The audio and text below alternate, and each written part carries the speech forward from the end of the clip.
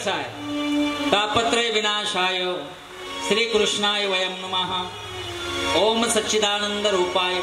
तो भगवंत आहे. तापत्रय विनाश श्रीकृष्णाय वयं नमः. जो भगवंताला वंदनित झाला त्याचं सर्व त्रिविध ताप सुद्धा हरून जाईल एवढी ताकद भागवत श्रवणामध्ये आहे. आणि म्हणून अशा भागवतानं आध्यात्मिक आदिदैविक आणि आदिभौतिक तापाचा नाश होतो. आणि आपल्याला जर लाभ म्हणाल तर लाभ हा आहे आपलं पाप जळून जाईल आणि भगवंत आपल्या हृदयामध्ये स्थिर होईल. आणि तोच भगवंत सुखात बरोबर आहे तसा दुःखातही बरोबर राहील. सुख आणि दुःख याबरोबर भगवंत राहिला तरी मनाला काही समाधान असेल. परंतु एक भानगड आहे जीवनामध्ये. आपल्याला सुखाच्या वेळेस देवाची गरज आहे का हो? इकडे पहा, पाणी पडणार आहे. चौथ्यांदा शो चालू आहे पण तेच होतंय बरं का. ते काठी सरकत तिथपर्यंत जाणार, त्याला पलटी करणार, पण तेच पाहणार तीन का करावं. आणि ज्या मागच्या आहेत ना त्यांना एकच चिंता आहे, इकडे येतं काय. जो तो ज्याच्या टेन्शन मध्ये आहे. पण आपणही हट्टी झालो त्याच्यामुळे तो थांबला, कमी झालो त्याचं ऍव्हरेज. बघा, तुम्हाला सुखात देव पाहिजे का दुःखात? नाही, याचं उत्तर भेटलं तर आपण कथेला पुढे जाऊ, नाही तर थांबून घेऊ, काय उपयोग नाही. सुखात देव पाहिजे का दुःखात?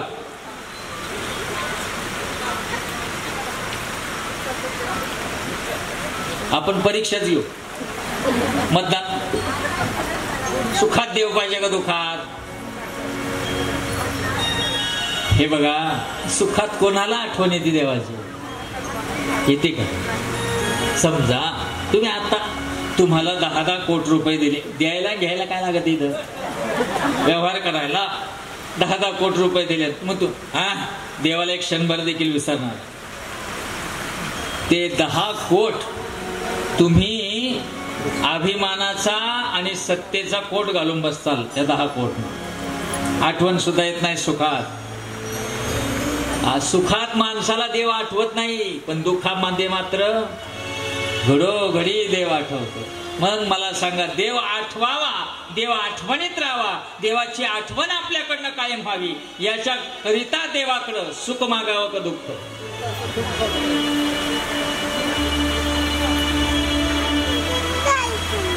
हा बाबा आणला कुठून? आम्ही तर सर्व खटाटोप सुखा करता करू राहिलो. आणि देव जर कायम आठवायचा असेल तर काय पाहिजे जीवनात? भगवंताकडं कुंतीनं पांडवांच्या आईनं काय मागितलं? दुःख. कायम मला दुःख दे देवा. तेव्हा श्रीकृष्ण म्हणाला, माता कुंती तुम्ही असं काय मागत आहात? ते म्हणाले, दुःखामध्ये तुझी आठवण चांगली होती म्हणून दुःखामध्ये भगवंत बरोबर राहिला. बरोबर आहे का? परी त्या देवासी आठविती पाहते पांडव अखंड वनवासी. अखंड वनवासात होते पण देवाला विसरले का ते? नाही, दुःखामध्ये देव आठवतो. म्हणून जीवनामध्ये आपण दुःख मागा. आणि आपली धडपड कशा करता चालू आहे? सुखा करता का दुःखा करता? सारा गोंधळ आहे. आपला पेपर आहे ना, पेपर आपण पेपर घेतला मराठीचा आणि मराठीचे पेपरची उत्तर पत्रिकेमध्ये ना पेपर सोडू राहिलो गणिताचा. मेळ बसवला. आपला खूप गोंधळ चालू आहे.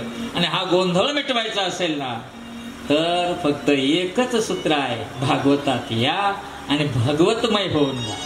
एवढी क्षमता भागवतामध्ये आहे. आणि म्हणून मंगलमय मृत्यूच करिता सावध करण्याचं सूत्र भागवत आहे. आता मरणाकडे येऊ. मरण आवडतं का कोणाला? कोणाला आवडतं? बोटवर करा. मरण आवडतं? कोणाला मरण आवडतं? चला लगेच निघा माझ्या मागे. काय बोलता महाराज? लगेच आम्हाला जगायचंय अजून. मरण आवडतं का? मरण कोणालाच आवडत नाही.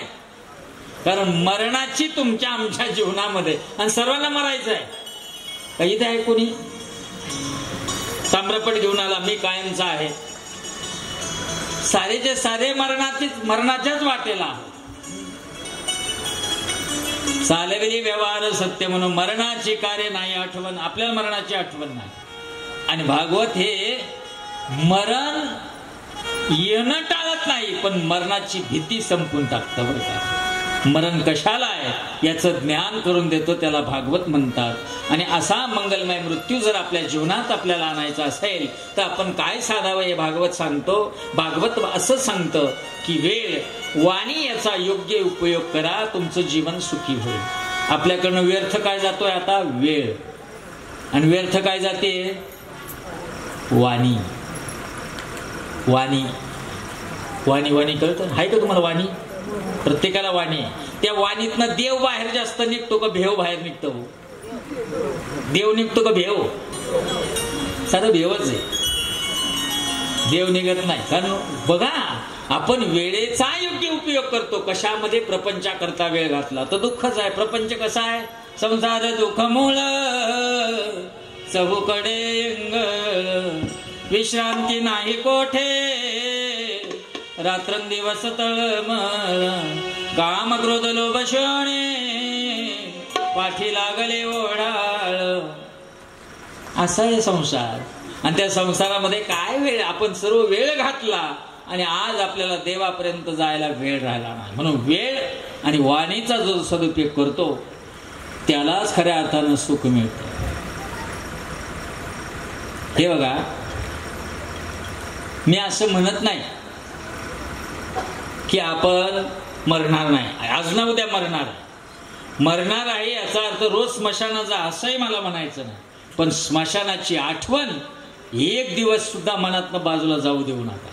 तुम्हाला सुख मिळवायचं असेल तर. आपलं मेंटेशन कुठं आहे? खरटेशन. बघा, मी ना इकडे जिंतूरला कार्यक्रमाला गेलो, वास्तुशांतीच्या कीर्तनाला. भलं त्याने 50-60 लाखाचं घर बांधलं, अर्धा किलोमीटर माझी मिरवणूक काढली, वाजत गाजत तिथं नेलं. बंगलाही खूप मोठा बांधला होता भाऊना. त्याचा पोर्च होता इतका मोठा की त्याच्यात 3-4 गाड्या लागायच्या, मोठाल्या 4 4 व्हीलर गाड्या लागायच्या.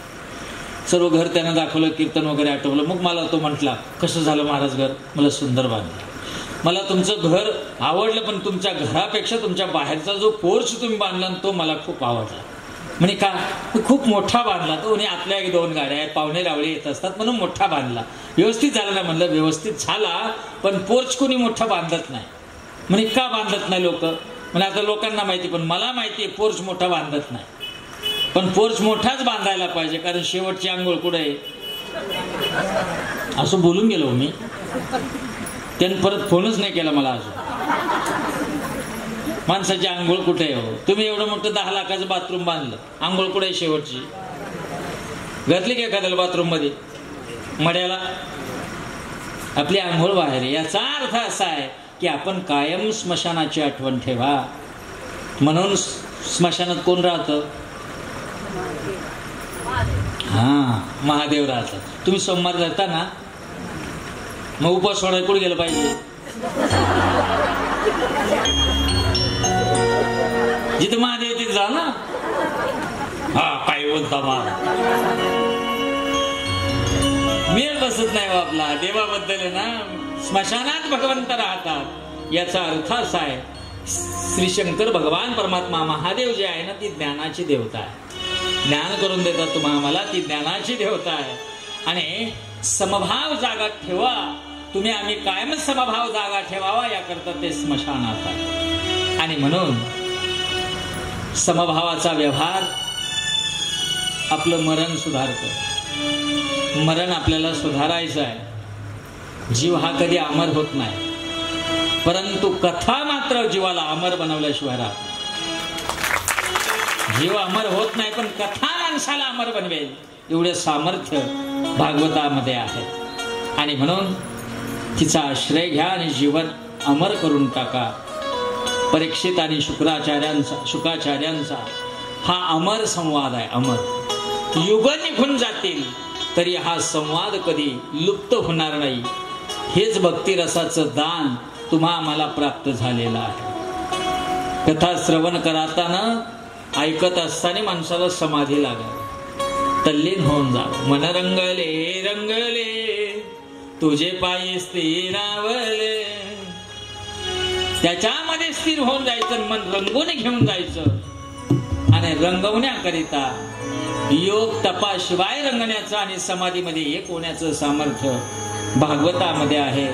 आणि असं भागवत बुद्धी ज्ञान या आणि जीवनाचा परिपाक झाल्यावरच आम्हाला भागवताची जी रचना आहे ती रचना लक्षात येते बापांनो.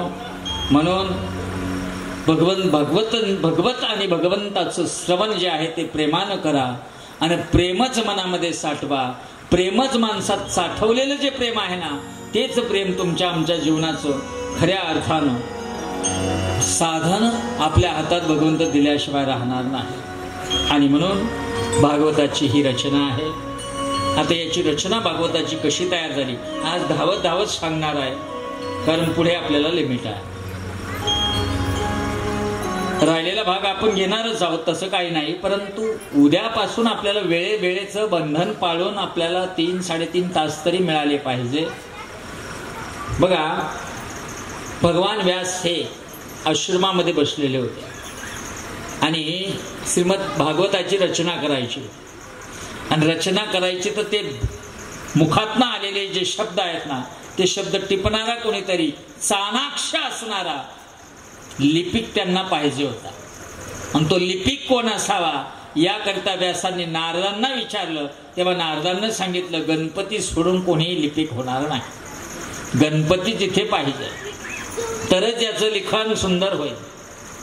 मग गणपतीकडे गेले, गणपतीला तयार केलं, पण गणपतीनं आट घातली.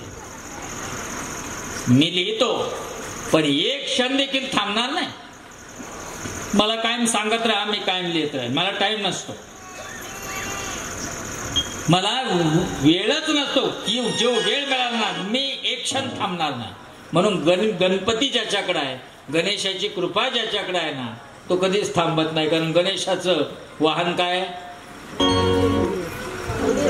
उंदीर. उंदीर असं तुम्ही पाहिलं कुठं निवांत झोपला तिथं काही ना काही काम चालूच असतं, कुठेही असतो तो, त्याची खटपट सदैव चालू असते. तुम्हाला जर गणेशाचं स्मरण करायचं असेल ना तर उंदरासारखी खटपटी व्हा, जीवनात सुखी व्हा. तुम्ही निवांत झोपा काढता तसं सुख मिळेल. आणि वरून म्हणतात माझी चतुर्थी आज.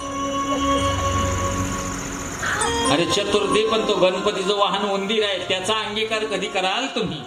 बघा, कारण उद्योग जो करतो ना, उद्योग कोणताही असो त्याच्यावरच रिद्धी सिद्धी आहे, कळलं ना. म्हणून गणपतीकडे काय आहे? रिद्धी सिद्धी आहे. उद्योगी बनलं पाहिजे.